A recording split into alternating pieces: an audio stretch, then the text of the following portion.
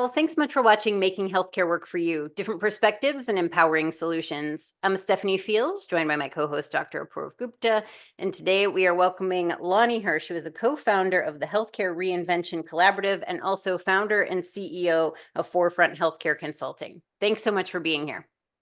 Oh, my pleasure, and thank you very much for inviting me. We are really excited to talk, and you're always such a great supporter of us, which we really appreciate. So why don't we start with your most recent venture, the Healthcare Reinvention Collaborative that you're doing with Denise Wiseman. Tell us about that and what you spawned that collaboration. Well, it's really been evolving for almost a year now, but mostly under the radar until relatively recently. There's just so many people, so many really caring, passionate people working in or in some way with healthcare and who are interacting, many of them like me and you folks on LinkedIn. And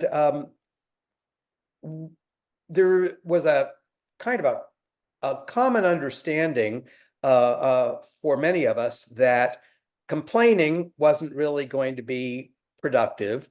But in charting a path forward to evolve to a more productive and better and more positive health and healthcare experience for everybody, that we needed to look at the whole system with fresh eyes. And there have been a lot of well-intentioned, well-meaning efforts to try to shore up the limitations and the challenges in the current system.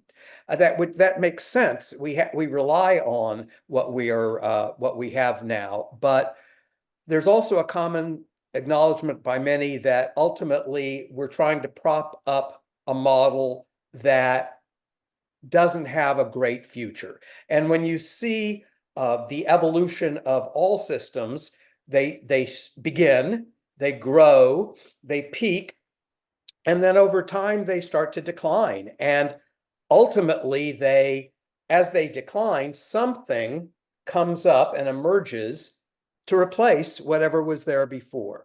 So our thought was, if we already know that there are many people making efforts to rethink, reimagine, and essentially take a whole fresh approach to how health and healthcare are experienced. And if we could connect those people and those organizations and those initiatives, help them know each other and know what each other is doing, because it's such a fragmented space that there's a lot of good work being done, but it's siloed, whether by intention or not. So if we could make those connections and amplify and highlight the work that's being done in those areas, then there would be an opportunity to have more collaboration, and through collaboration, accelerate progress towards something better. Particularly if group one over on the West Coast is working on something, and there's a group two on the East Coast is working on something very similar, but they don't even know about each other. And what if they did?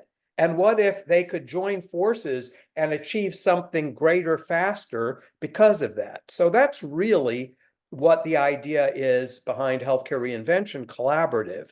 It is a collaborative. It is a connection facilitation. It is highlighting and nurturing those efforts to take a fresh approach, and hopefully in that process allow those who are working in the current system to steward that eventual transition to what's going to come next with as little collateral damage, if I want to call it that, as possible. So I got to know about it from Denise Wiseman, who is one of the co-founders of the collaborative. Now there are 9 co-founders. We're actually looking to have an initial, what we call a core builders team of 12 of us.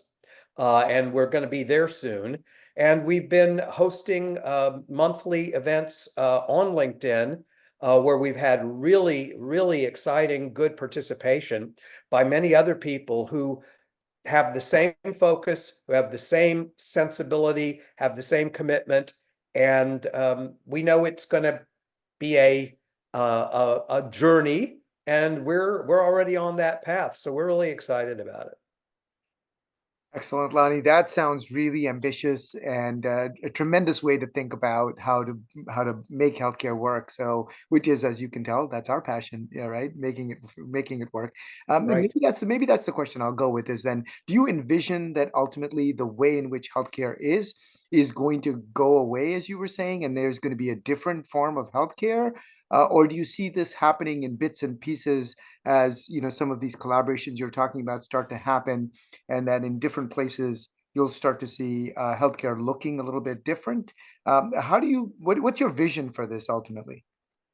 Um, as far as how it's going to play out, the simple answer is we don't know.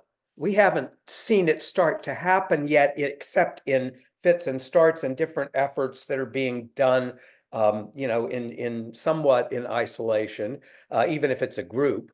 But what we do expect is some of this natural organic change and evolution is going to happen at a faster pace than other parts of it. So it's not like you can build a new system, shut down the old one, plug everybody into the new one, and voila, you have it. It's going to be an evolution. Our goal is to uh, accelerate the pace of that progress in an intentional way, hopefully in a somewhat strategic way, and certainly in a way that centers or maybe recenters the focus of health and care. And we think of it that way. We don't think of it just as a focus on health care as we describe receiving medical care. We think of it in terms of how do we help foster better health that puts less strain on the existing healthcare system because not as many people are getting as sick. So it's health and care, and in doing that, bringing those efforts together with purpose, with focus, and centered on what I call sanity plus humanity. So in that respect, there's a lot of great people in healthcare, very committed people, front lines. They're going through so much. We all know this, and yet they're struggling against the system that, despite all of that, seems to very often get in the way of that humanity and that focus. And I know we've talked many times about love in terms of organizations and having that kind of center. All of that. There's so many loving people in healthcare. It's just they're working in a system that doesn't feel loving so many times. It doesn't feel loving to the people receiving care. It doesn't feel loving to the people who are tasked with delivering care. It doesn't feel, it doesn't feel like the humanity is there. So if that can be the center point for what evolves as the next version of health plus care, then that's what we're all about. And we're trying to get as many people who have that same perspective rowing in the same direction. It's fascinating hearing you talk through that, and you actually went down the line of questioning that I was going to ask, which worked out really well. So when you were talking before answering the first question that I asked you, you were mentioning, everybody's working in silos and doing these things. And I just kept thinking of the Wright brothers and the aviation race, but that was interesting. And even, look at Tesla and Edison. You have these two people, but it was like, that's what the papers were about. People were very aware of the fact that there were these two things that could emerge, that could change things, which is better. And then with healthcare, even though we now have social media and all these different digital ways of keeping in touch of things that are happening, it's almost like there's still not the focus that there was back then. And transforming healthcare is probably as important as creating aviation and transforming the way that Americans live their lives. So it's funny to me that now, like, there's not that, well, what are we doing? What's happening? And then also thinking about whenever there was a children's hospital, MUSC was moving them, what a coordinated effort that took to move all of these patients from one building to the other down the street. And so when people have to get on the same page, they do. And COVID proved that too. There were so many innovations. But like you've said, there are all these different things happening, and it's like no one else knows. Like, why are we walking around in the dark and all trying to do these good things? What do you think that hindrance is from everybody saying, like, well, I'm doing that here and I'm doing that here. Well, why don't we do that together? What is that hold up? Well, it's a great question because when we started to really get into deeper discussions about building this kind of collaborative, one of the questions we kept asking is, why doesn't this already exist? We were looking around to find it and we couldn't find it. Nobody could find it.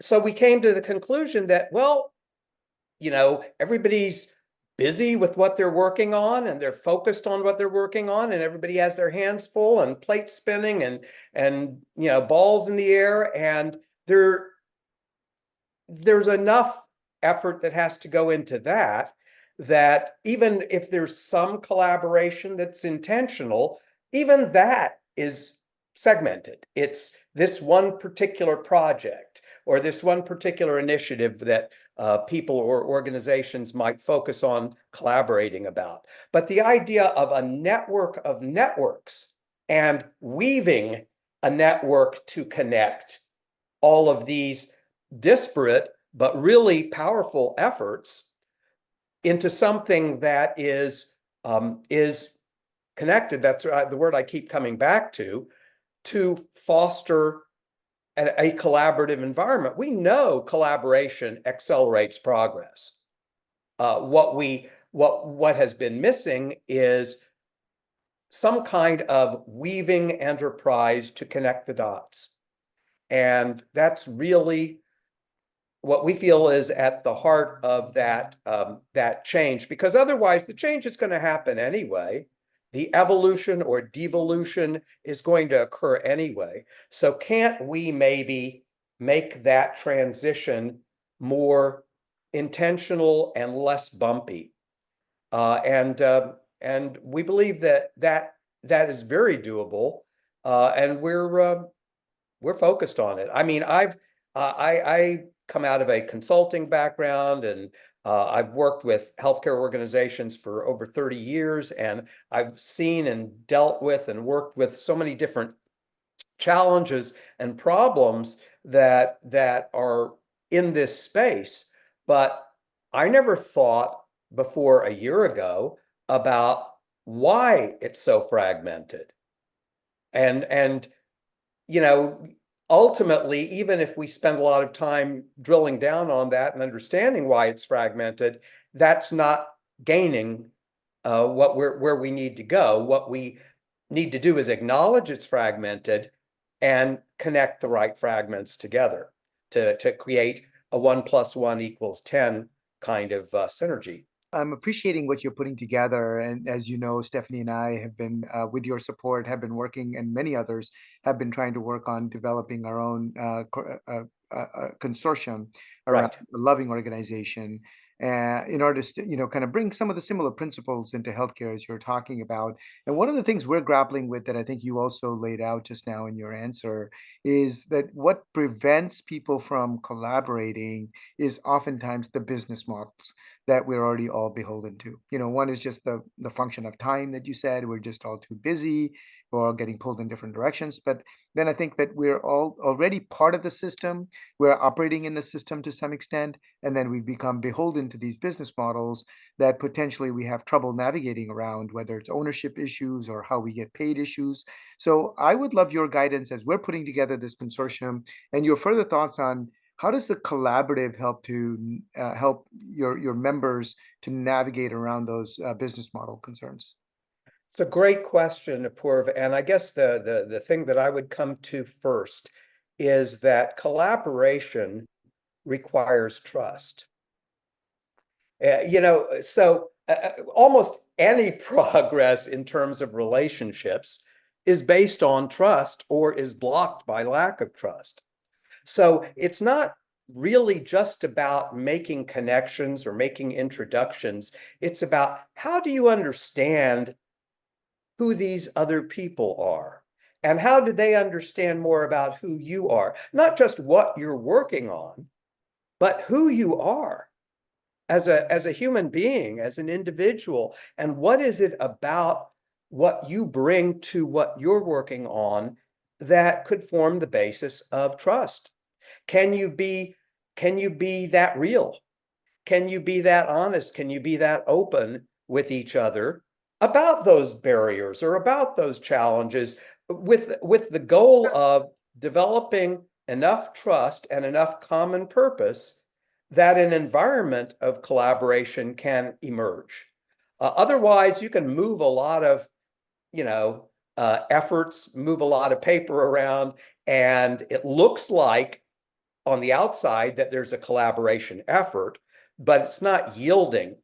And when it's not yielding, it's almost always because there's some missing aspect of trust between the parties that are trying to collaborate. So that's what I would come back to. And when you think about a loving organization, my goodness, that's all about developing and nurturing trust between people. So a lot of the work that that HRC is focusing on is completely aligned with the idea of loving organizations and trust between people. Thank you so much. This was a fabulous conversation. We really appreciate you being here. My pleasure. Thank you for the invitation, and I look forward to seeing how your consortium develops as well. Thank you. Thank you, Lonnie. Thank you all for watching. We'll talk to you soon. Bye-bye.